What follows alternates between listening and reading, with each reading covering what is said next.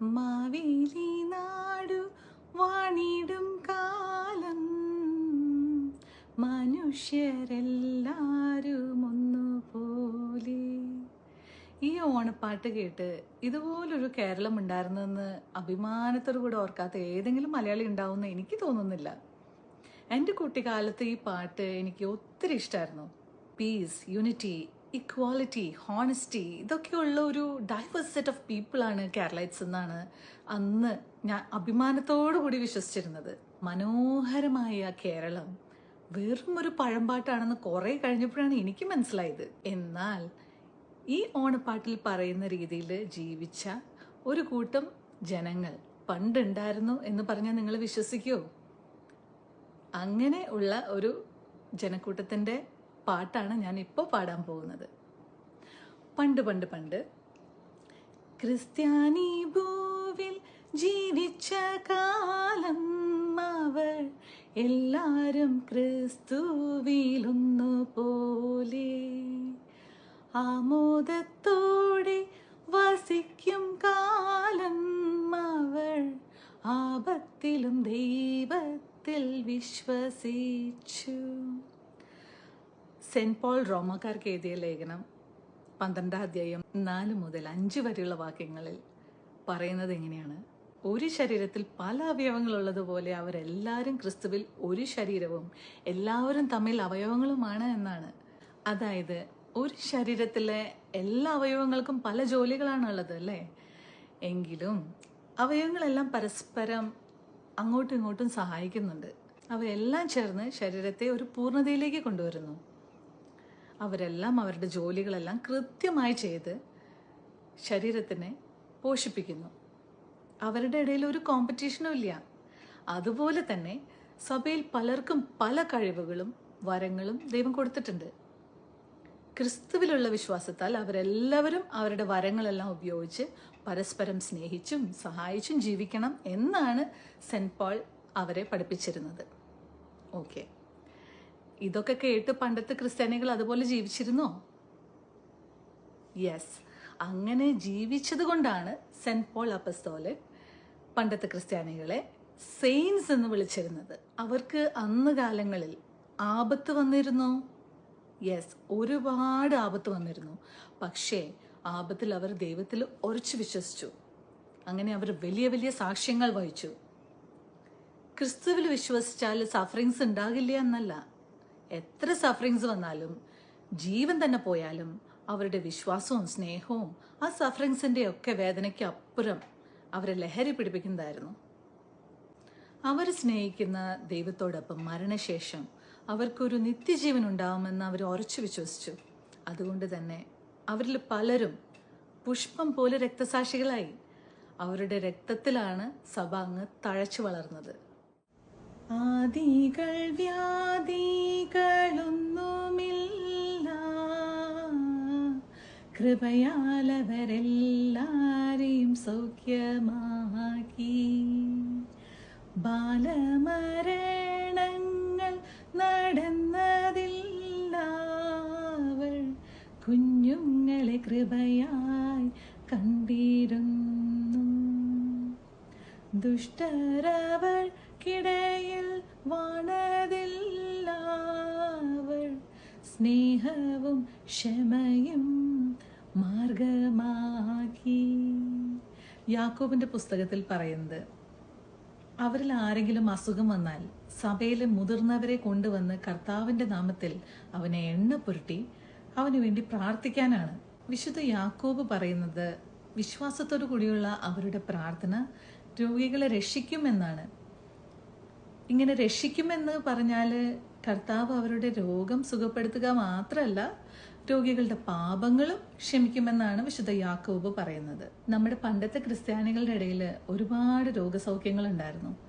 അപ്പസ്തോലന്മാർ പോകുന്ന വഴികളിലെല്ലാം അവര് രോഗികളെ കൊണ്ടുവരാറുണ്ട്. വലിയ ജനക്കൂട്ടം അപ്പസ്തോലന്മാർ പോകുന്ന വഴികളിലൊക്കെ ഉണ്ടായിരുന്നു. ബാലമരണങ്ങൾ നടന്നതില്ല, അവർ കുഞ്ഞുങ്ങളെ കൃപയായി കണ്ടിരുന്നു. മാർക്കോസിന്റെ സുവിശേഷത്തിൽ ഈശോ ശിഷ്യന്മാരോട് പറയുന്നത് ഇങ്ങനെയാണ്: ശിശുക്കളിൽ ഒന്നിനെ എൻ്റെ നാമത്തിൽ കൈക്കൊള്ളുന്നവൻ എന്നെ കൈക്കൊള്ളുന്നു, എന്നെ കൈക്കൊള്ളുന്നവനോ എന്നെയല്ല, എന്നെ അയച്ചവനെ കൈക്കൊള്ളുന്നു. ഇതൊക്കെ അനുസരിച്ചതുകൊണ്ടാണ് പണ്ടത്തെ ക്രിസ്ത്യാനികൾ അബോർഷൻ ഒരു തെറ്റായിട്ട് കണ്ടിരുന്നത്. നമ്മുടെ മദർ തെരേസ ഓഫ് കൽക്കട്ട എത്ര കുഞ്ഞുങ്ങളെയാണ് അവരെടുത്ത് വളർത്തിയിരുന്നത്. ദുഷ്ടരവർക്കിടയിൽ വാണതില്ല, അവർ സ്നേഹവും ക്ഷമയും മാർഗമാക്കി. വിശുദ്ധ പൗലോസ് കൊളോസ്യക്കാർക്ക് എഴുതിയ ലേഖനത്തിൽ പറയുന്നത്, അന്യോന്യം പൊറുക്കുകയും ഒരുവനോടൊരുവന് വഴക്കുണ്ടായാൽ തമ്മിൽ ക്ഷമിക്കുകയും ചെയ്യുവിൻ. കർത്താവ് നിങ്ങളോട് ക്ഷമിച്ചതുപോലെ നിങ്ങളും ചെയ്യുവിൻ. എല്ലാറ്റിനും മീതെ സമ്പൂർണതയുടെ ബന്ധമായ സ്നേഹം ധരിപ്പിൻ.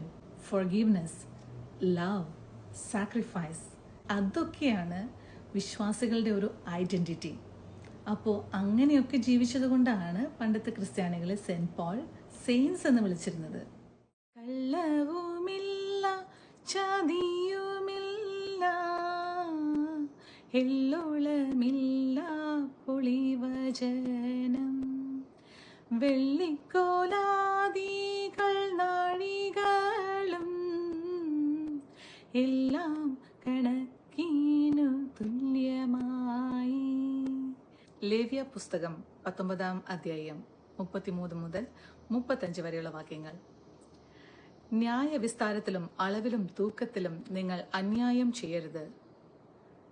ഒത്ത തുലാസും ഒത്ത കട്ടിയും ഒത്ത പറയും ഒത്ത ഇടങ്ങഴിയും നിങ്ങൾക്ക് ഉണ്ടായിരിക്കണം.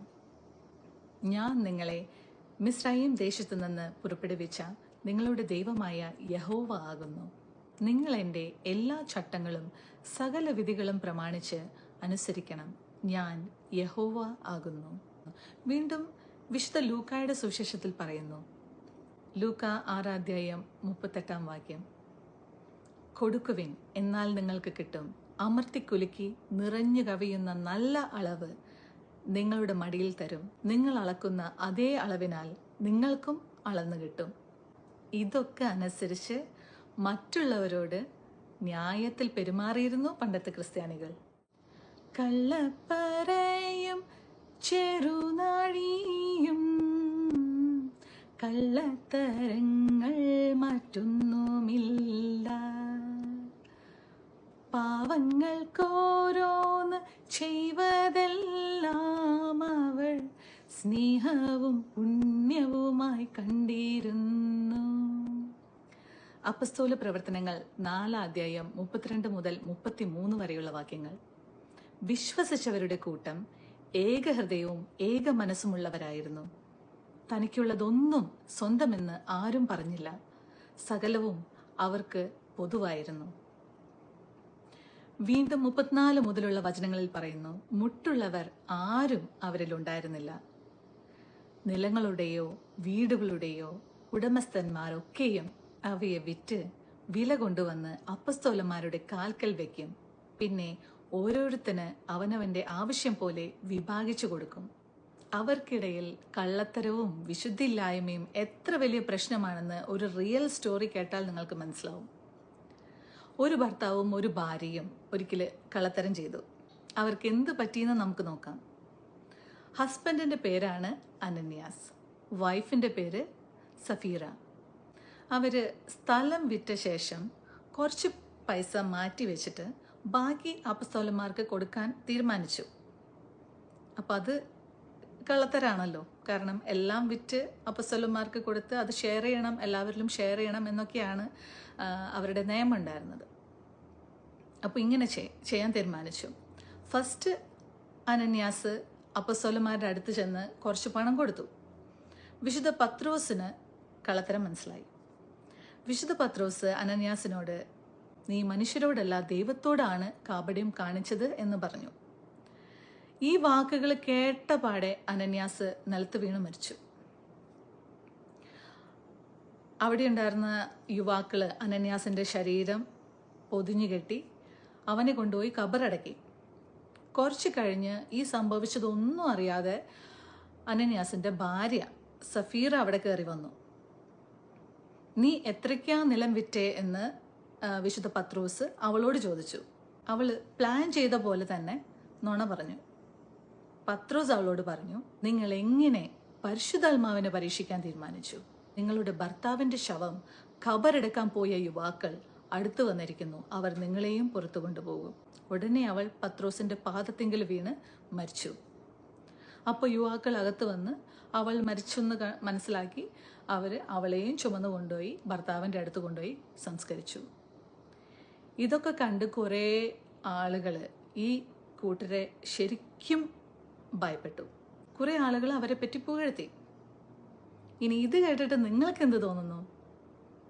അവർക്കിടയിൽ കള്ളവും ചതിയും ഒക്കെ എങ്ങനെയുണ്ടാകും? അതൊക്കെ അവർക്ക് മരണതുല്യമായിരുന്നു. അവരുടെ നിഷ്കളങ്കതയും കരുണയും സ്നേഹവും കാരണം വിശുദ്ധ പത്രോസ് അവരെ വിളിച്ചിരുന്നത് വിശുദ്ധന്മാർ, സെയിൻസ് എന്നായിരുന്നു.